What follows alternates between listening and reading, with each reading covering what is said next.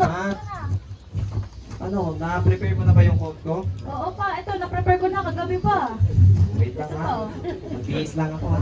Tapos na ako. Ano na yun si Junyo? Oo, nalay na ako. Kanina pa tayo. Wait lang ka, mag-ayos na ako dito. Nabuko.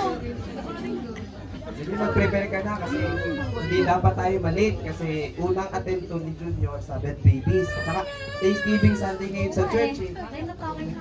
Sila ang aking mga magulang. Ang pangalan ng aking tatay ay Julio at ang nanay ko naman ay si Nora. Lagi silang excited at maaga sa pagdalo sa simbahan. Walang panahon na sila ay na-late. Napakapalad ko at sila ang binigay sa akin ng Diyos bilang isang magulang. Good morning po. Hi, sis. Good morning po. Good morning po. Good morning sis! Good morning po. Ay, hello po! Good morning! Happy Lord's Hi Day! po. Good morning po. Hello! Wow! Ang cute-cute naman ni baby! Pre, manasama. Ay, kaya po pala ang pogi-pogi. Ano po palang name niya? Junior po. Ito po. Ah, Junior! Ayan! Tsaka mga anak! Very good! Bait naman ni Junior. Ay, anak! Anak, sama muna sa teacher. Hello, ako nga pala si Juan. Ikaw, anong pangalan mo? Ako naman si Junior. Ito nga pala si Juan. Bata pa lang kami ay kasama ko na siya sa simbahan at nagsimula ang aming pagkakaibigan dahil sa aming pagiging magkatabi sa upuan sa Sunday School room. Wala ka naman dalang Bible? Salamat ha. Pwede mo kayong mahiing papel? Wala nga eh.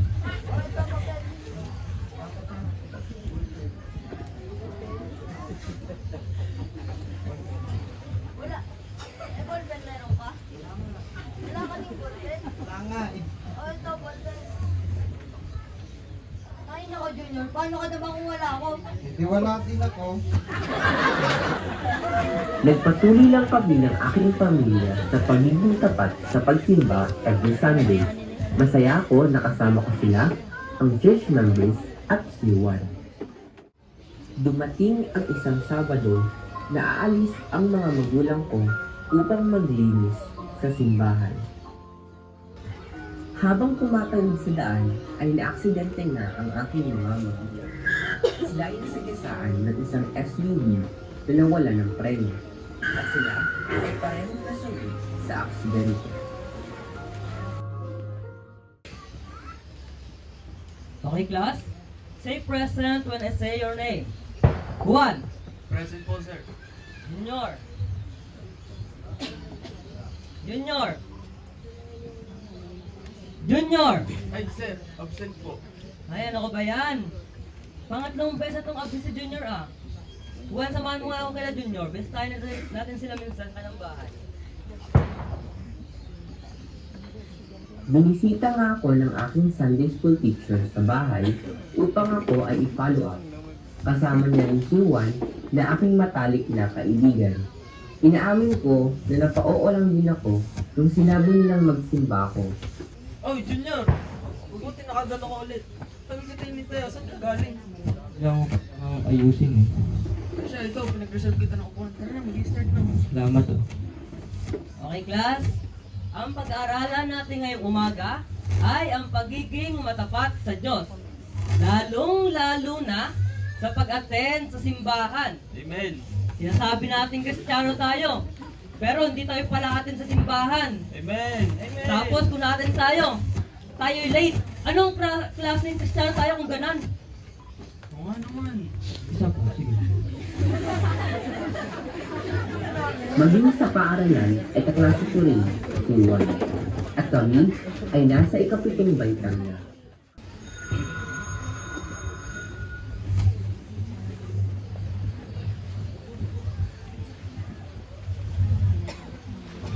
Oh, Junior!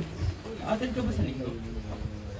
Meron kasi akong tatapusing project eh. Hindi ko alam. Project? Anong project? Magkaklase naman tayo. Wala naman ako natatanda ang gagawing project. Basta, ang tawag doon, special project. Pre, tara na. Kanina ka ba namin hinihintay? Saka Sige, tara. Alam mo na. Baso? Yelo? Parang giinuman kayo ah. Delikado yung brad. Mukha ka. Huwag ka mag-alala, hindi kayo mag-iinuman. Ang gagawin nga namin, special project. Sige, alis na kami. Wala.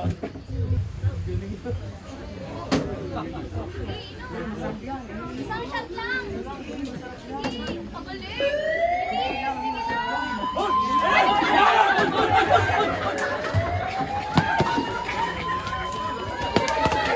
Kayo nandiyan, hindi kayo nasabi ko huwag kang mag-iinom. Tinamaan ka ng magaling.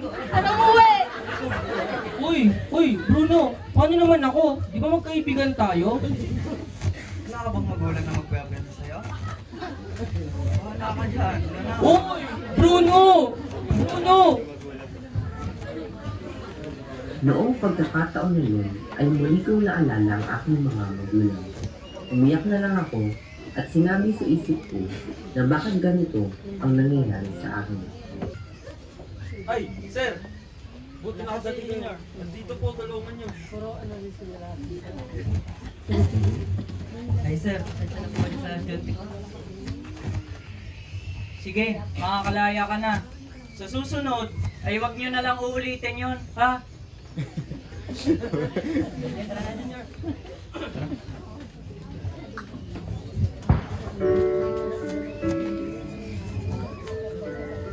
Ano? Wala kayong sasabihin? Alam ko namang papatamaan niyo lang ako at pupunayin eh.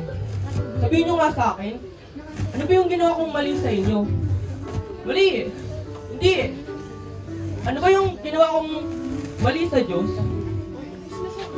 At baka nagkakaganito ako. Kinuha niya yung magulang ko na dapat naman naglilingkod sa kanya. At ganun din naman ako. Pero, bakit naman nangyayari to? Pero bakit ako yung nakakaranas ito? Hindi na lang yung ibang dapat namang wala namang katapatan sa paglilingkod sa kanya. Pero, bakit ako pa? Bakit wala naman nagmamahal sa akin eh? Nagkakamali ka dyan, Junior. Hindi mo ba alam?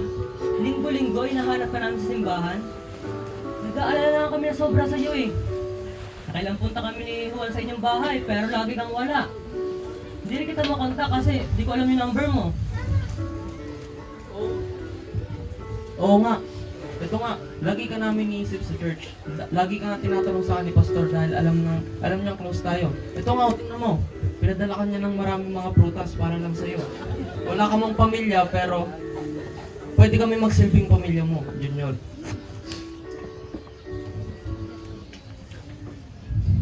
Junior, lagi mong tandaan, God is in control of everything. Nawala man ang iyong mga magulang na maaga, nilog pa rin ng Diyos na mapabilang ka sa isang simbahan na magmamahal at mag-aaruga sa'yo.